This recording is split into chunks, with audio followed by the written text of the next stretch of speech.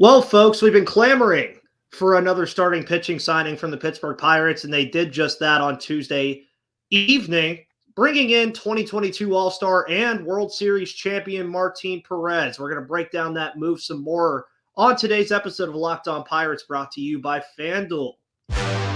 You are Locked On Pirates, your daily Pittsburgh Pirates podcast. Part of the Locked On Podcast Network, your team every day.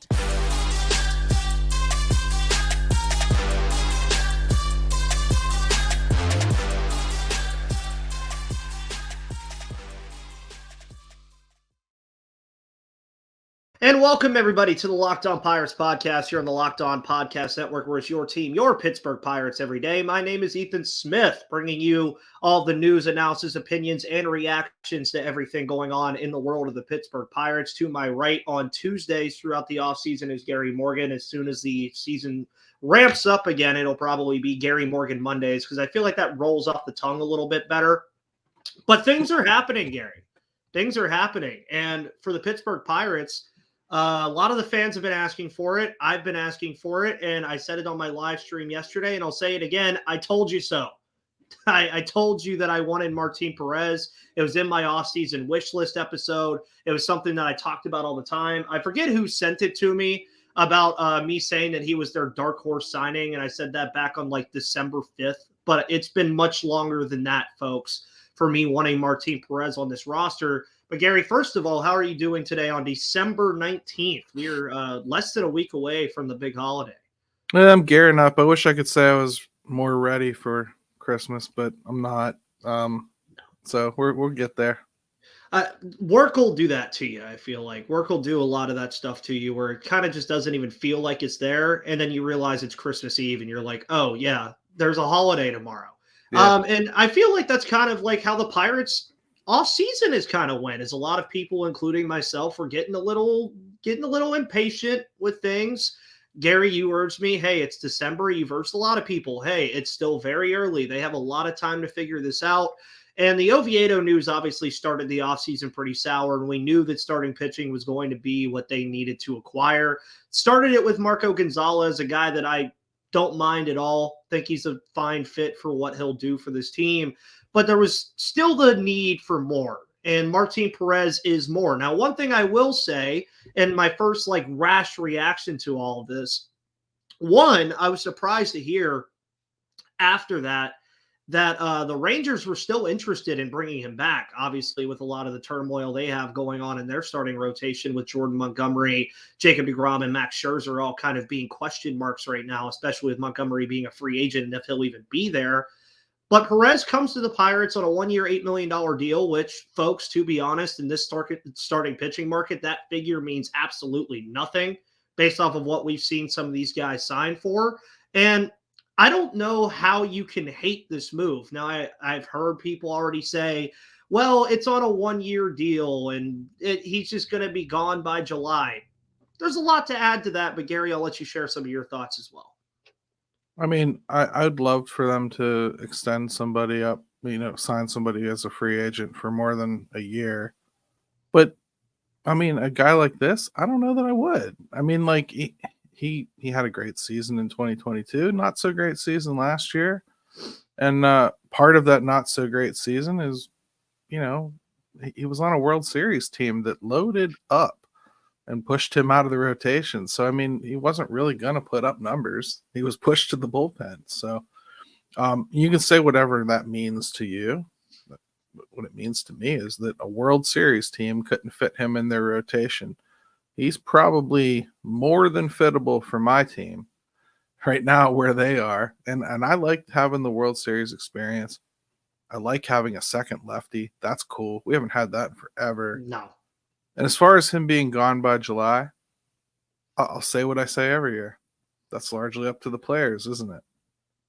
I mean, it always is. If we come to July and they're in it, he probably isn't on the move.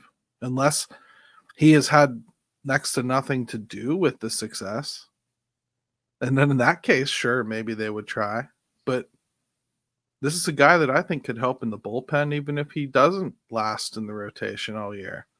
And It's just a good guy to have around, I think. Nothing to complain about. I was actually surprised to see so many complaints. Yeah, so was I. And I was very interested to hear that point too about him being gone by July. And you mentioning the bullpen, I think, even furthers the point that I wanted to drive with this is you have to look at this from the standpoint of something that Gary has told a lot of you and something that I told a lot of you is that Gary even said it to quote him. You would like the Pirates 2023 team a lot more at the end than you would in the beginning. I think the rotation is going to be a lot like that as well. Because, I mean, when you look at it right now on FanGraphs, it's Mitch Keller, Martin Perez, Marco Gonzalez, Bailey Falter, and Luis Ortiz. Not exactly the greatest thing in the world. But then when you take a deeper dive at it, when you look at it just a little bit farther, and a lot of people were saying in my tweet that I had about working, like things are on the move.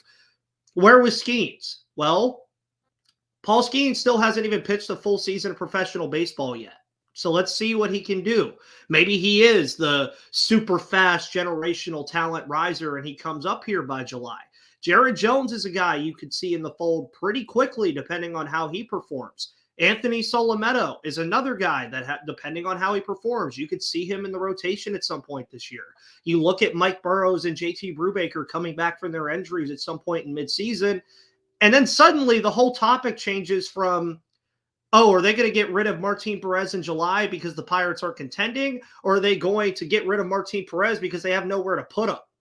I mean, that's a real thing that you can think about. Now, obviously, that's a lot of positivity coming out of me to assume that all these guys work out and all that stuff happens. And as we know with baseball, it rarely ever does. But the whole idea that people are already like, oh, yep, he's gone by July, pump the brakes just a tad, because I don't think they're done yet either. And that's going to be a big talking point of this show, too. I don't think they're done adding to the pitching staff yet.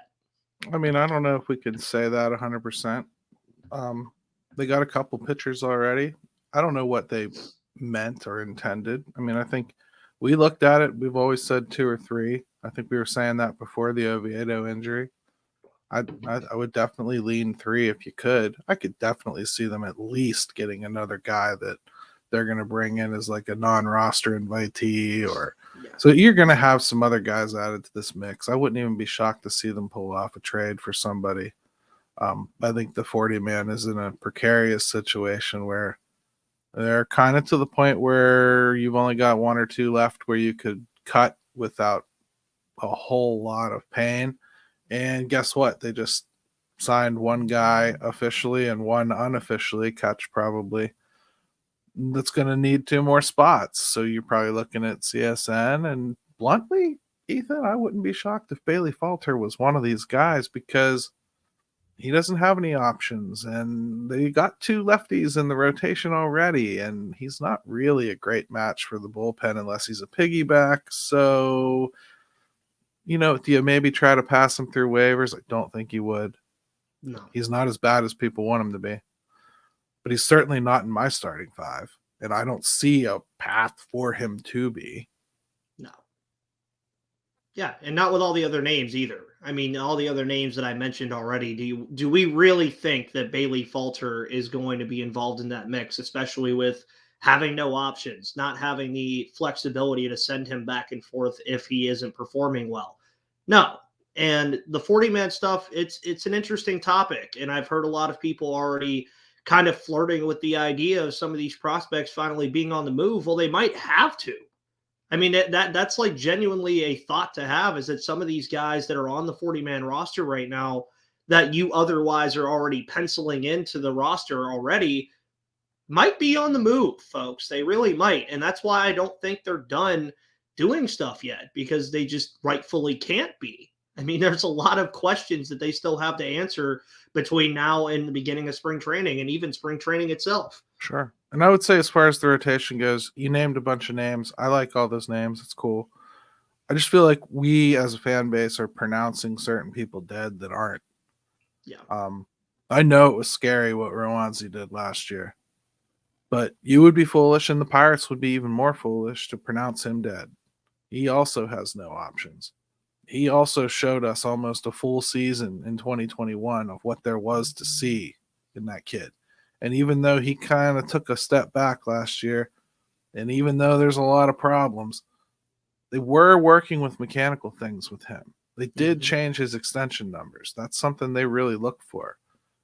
They are working on some things with him, and I know they have him in the lab, and he's a guy that could just as easily be cut from the 40-man as he could make this opening day rotation. Quinn Priester's not dead. Ortiz isn't dead. They've got a lot of guys like that before we start talking about prospects we haven't seen a pitch from. Like, let's just chill, okay? Like, you got to leave a hole for one of them. You have to leave an open spot because otherwise you're just going to stagnate your minor league system at the top end. You can't do that either. Quinn Priester has nothing left to learn in AAA. He might start there, but he has nothing left to learn there. Yeah, and a lot of it too that I think goes into that fold as well is the fact that, what we've seen has not been great, but also keep in mind that some of these guys are 23 or 25 or 24. And I always urge Pirates fans, in our own system, we have seen that it takes time to really fully bloom into a great starter, a la Mitch Keller. I mean, Mitch Keller took forever to finally be to the point where he is now. And honestly, folks, I'd even go as far as say Mitch Keller was worse off than some of these guys that we've seen already, because go back and look at that wonderful graphic that he had pinned on his locker about how bad he was. He was horrible. Now he's a 2023 All-Star. I mean, Ethan, it comes down to this sometimes. I think people just want change for the sake of change on occasion. One of the big trade proposals that I kept seeing was people wanting Emerson Hancock from Seattle. Okay. Prospect, he kind of started in the league. He kind of didn't make it quite yet, but he's got a lot of talent. Years ago from Houston, Forrest Whitaker was a guy everyone would bring up. Top prospect. Everyone loved him. He's going to be great. For whatever reason, they don't have room to let him have an opportunity, because they're winning World Series. So everyone, of course, thought, bring him in. He's immediately in the Pirates rotation, right? The rest of the league don't look at these guys like that. They look at Emerson Hancock the same way we're looking at Quinn Priester. They're looking at Emerson Hancock or Forrest Whitaker the same way we're looking at Luis Ortiz. We have those guys. There's no need to acquire those guys at this point. That was 2021's story. This is 2024's story. Catch up. We're on chapter 8. Yeah, we are on chapter 8, and who knows how many chapters are in this book. It's one of those books that you read that you feel like you enjoy it, but is it ever going to end? That's where I think this chapter is going. And I'm waiting for the LA version that's pretty much just like a porn picture book that you just look through. Yeah. It's so easy to digest and get through. Yeah. Like, oh, my shortstop just got injured. Guess I'll go get another. I would love that, man. But it's not what we're watching. So you're not, quit comparing it to it. No. It is two different stratospheres, folks. And we're going to keep talking about this here in just a second. But let's talk about FanDuel. FanDuel Sportsbook, folks, is your place to bet on the NFL. And I am going to go out and say it on this platform that, guess what? Gary said the word, don't pronounce them dead yet. Well, don't pronounce them dead yet either, because Tomlin is in the lab pronouncing his voodoo chants and talking about sour grapes and wine and Tomlinisms. Well, guess what? Mason Rudolph is the starting quarterback of this team, and he is going to defeat the Cincinnati Bengals on Saturday. If you want to ride with me on that, go to FanDuel, because you can score early down the stretch of the NFL season with FanDuel, America's number one sportsbook. Because right now, new customers got $150 in bonus bets with any $5 moneyline bet. It's $150 if your team wins. So, folks, all I'm telling you to do is put $5 on the Steelers, and you could be $145 richer by the end of it, because that's $150 if your team wins. And if you've been thinking about joining FanDuel, there's no better time to get in on the action. The app is super easy to use. There's a wide range of betting options, including spreads, player props, over-unders, and more. So visit FanDuel.com/lockedon and kick off the end of the NFL season because FanDuel is an official partner of the NFL and an official sponsor of the Locked On Podcast Network. And if you haven't seen my ugly mug enough, well, guess what? You could see it some more because Locked On has launched the first ever national sports 24/7 streaming channel on YouTube. Locked On Sports Today is here for you 24/7, covering the top sports stories of the day with the local experts of Locked On, plus our national shows covering every league. So go to Locked On Sports Today on YouTube and subscribe to the first ever national sports 24/7 streaming channel. Also, thank you all for getting me over 1,300 subscribers after the live stream yesterday. That was very nice of you all.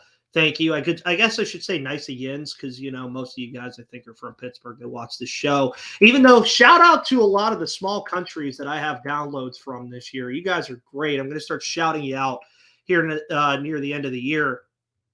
And I really feel like, Gary, for some reason, there was something in me yesterday. I don't know if it's because I predicted the signing or that they made another signing in general in the rotation, but it almost feels like this rotation has a little bit of life again when we're talking about it. You had the Oviedo news, and it was like, oh, well, here we go. Mitch Keller's our one guy, and whoever we sign is not going to mean anything. Well, now you have two lefties, which, again, is something we haven't had in a very long time. And they're not like random guys. I mean, they're guys that have had success at this level for a very long time. And you look at the other options too, and the plethora of guys that you're still trying to get answers with. Do you feel like this rotation has a little bit of life again in it? I feel like it's got more stability in it, at least. I feel like it's got enough horses to get them out the gate. Sometimes getting the plow is harder than keeping it going. And to me, that's what you do with when you're bringing in veterans like this at the beginning of a season is you're trying to keep the plow going and keep things moving forward. But you need those veterans that know how to lift off in the first place. That's difficult. But Marco Gonzalez is a guy who's started on opening day 3 times, recently. They're both soft tossing lefties. So, it's not as though we're going to worry about their velocity falling off. It's really going to be about placement and how well the defense performs behind them, which is, maybe why we're starting to hear second base rumors, because they need better than a couple of unproven rookies there. I would suggest that Rowdy Tellez at first base is a horrible solution when you're talking about like trying to fortify defensively behind a bunch of pitchers that need ground ball outs. For instance, Martin Perez, I think, gets about 48% ground balls on his sinker. And if that's a guy you're bringing in, you're obviously hoping they're going to pull them to the left, and you've got O'Neal Cruz, who kind of can throw erratically on occasion, and you got Rowdy Tellez over there, who isn't going to scoop everything, and he isn't going to reach everything, and he isn't going to move all that much. I just think that may be where they fall short, is if they don't fortify the defense behind the types of pitchers they brought in. But yeah, I feel better about it, Ethan. How could you not? They brought in a former All-Star, a World Series champion, and an opening day starter, and they're both lefties. And damn it, if we haven't asked for lefties every year since we started talking about baseball together. Yeah, I mean, literally every year that I've been doing this show, I've had Tyler Anderson, Jose Quintana, Rich Hill, and now Martin Perez and Marco Gonzalez. But every year it was that one signing. Now they're like, hey, let's go get 2. And then imagine if Falter does stay in the rotation. Then you got 3. And then we're starting to have interesting conversation about why they have 3 lefties in a rotation, because I think that's a little bit of overkill. But again, I just don't think there's really any negative to this move. I mean, yeah, obviously the defense is something that you're going to have to shore up. There's still question marks that you want to have. Obviously, you know what you have in guys like Jared Triolo and Key Brian Hayes. But as you mentioned, O'Neal Cruz this year was supposed to be the year if we were supposed to find out if he could play shortstop every day. We didn't get to find that out. So now they're going to bring in 2 guys that are very heavily reliant and in the top 70 or higher percentile in ground ball rate, and have a shortstop over there that sometimes, like you said, can be a little shaky. Now, obviously, if you go back to 2022, you notice that, yeah, it was great that he was throwing the ball 110 miles per hour over there, but it wasn't exactly accurate. But if you remember in 2022, to go back a year, to jump a year, he took a little bit off of it, and we'll see what he can do with that. But again, I just still don't think they're done, especially with the rotation. But we know at this point, I kept saying it, Gary, we're going to move to the final topic today. And I keep saying it to people. What is Pirates Fest? What is Pirates Fest? No, when is Pirates Fest? Oh, the 6th. Yes. Okay. So it is December 19th. There's a certain somebody that is beloved in this city that came back to this team last year, and his name is Andrew McCutchen. Folks, I'm going to tell you this in the nicest way possible. Stop flipping out about it. He's probably already signed. Let's be honest. He probably is. They're just probably waiting to announce it so that people buy tickets to Pirates Fest. And it's a great marketing move. Well, Pirates Fest is free, so I'll stop your train there. Oh, it is free. Completely free. You just ask them for a ticket. You have it. I have never been to I'm only stopping the narrative because I'm sure it's going to take off online on you. Yeah. It's a free ticket, so they're not trying to sell tickets for it. They already had 16,000 some people signed up 2 weeks ago. They don't need help. But Andrew McCutchen signing before it was always going to happen. I mean, I've heard it. It's a formality at this point. It's already lined up. I expect it to be announced today, tomorrow. I don't think it'll go beyond that. I don't think we'll get up into Christmas or anything. It'll get done this week. And they don't want to announce things like that until they have the moves in place. They're probably trying to work out deals to make up 40-man space. Yeah. It's not like you want to cut Caden Smith and Jigba for nothing. It's not like you want to cut Alika Williams for nothing. But Heath, that list is pretty solid that I put out there. There's 5 guys that I think you could move pain-free-ish, and you better have a replacement for 3 or 4 of them.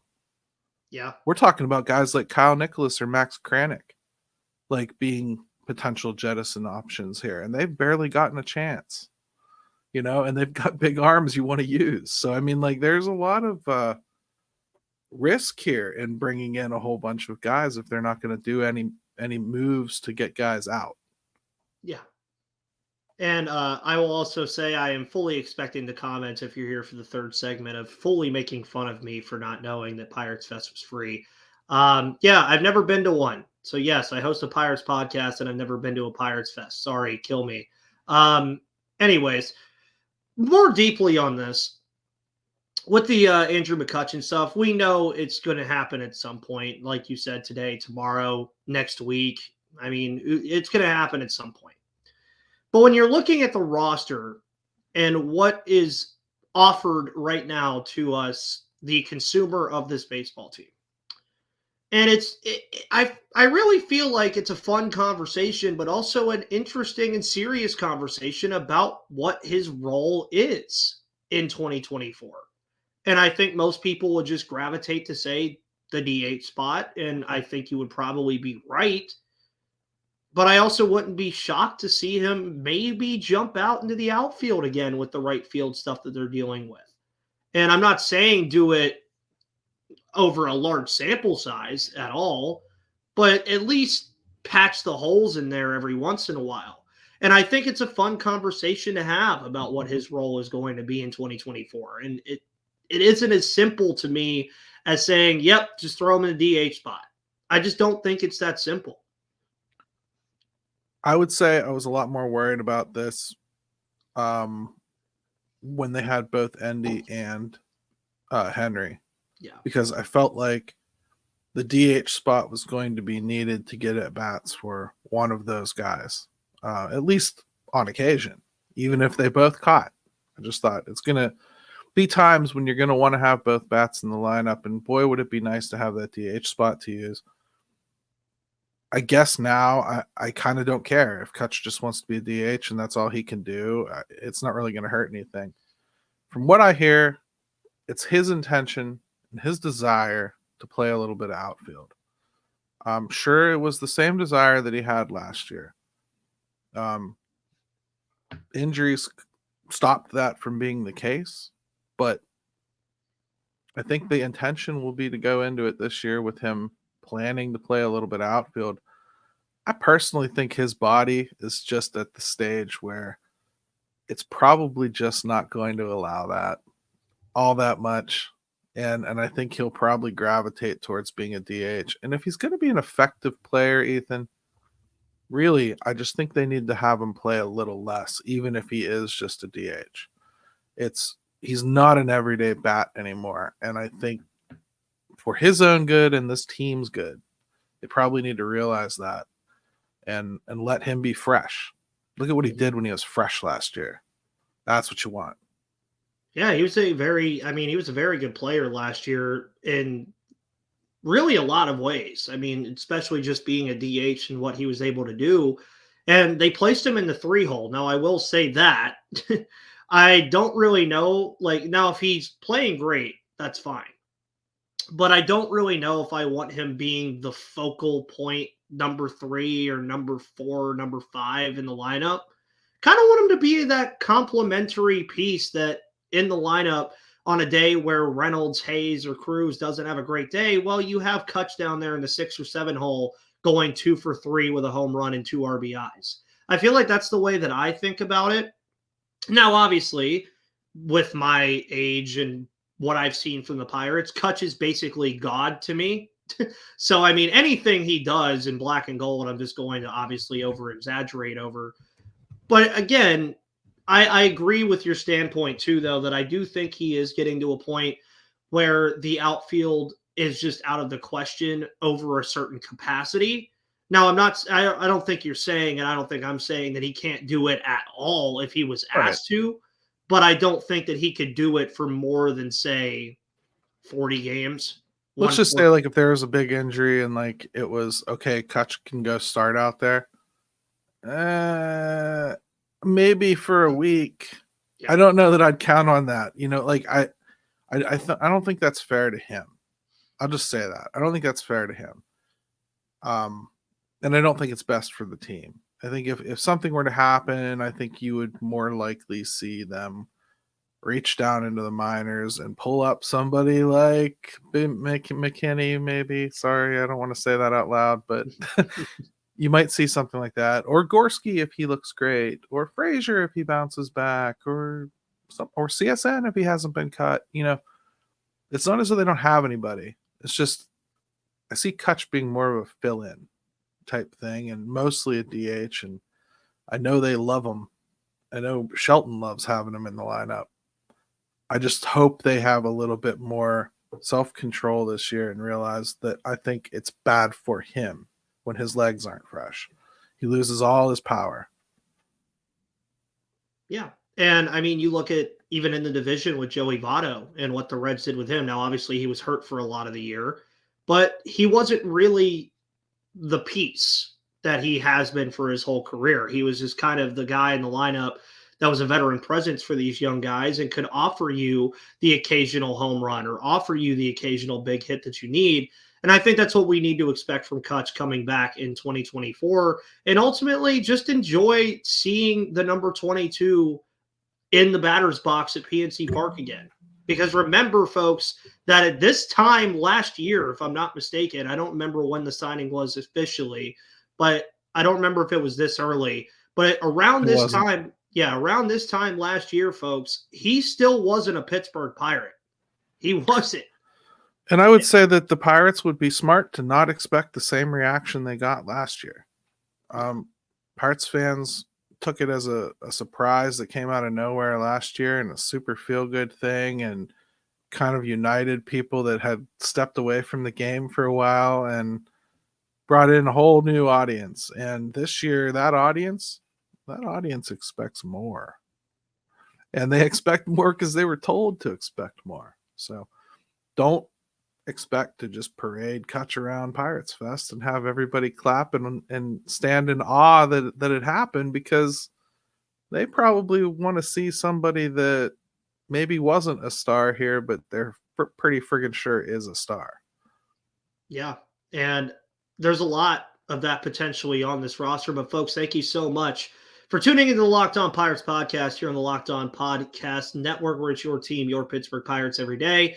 Follow me on Twitter right there at MVP_Ethan or at Locked On Pirates. You can also subscribe on YouTube. The goal before the season starts is to get up to 1,500. We surpassed 1,300, so thank you guys all for that. Also, check out all of Gary's work on Inside the Bucks Basement and the Christmas episode of the Pirates Fan Forum with Jim Stam and Gary Morgan over at DK Pittsburgh Sports. I'm sure it'll be a great time. I am working. That is the last day I have to work before the holiday, so I will not be able to see it live, but I will definitely be tuning in. But you all should tune in. And folks, thank you so much for tuning into this show, as you always do. Enjoy the rest of your Tuesday. I will be back tomorrow, but until then, we'll see you on the flip side.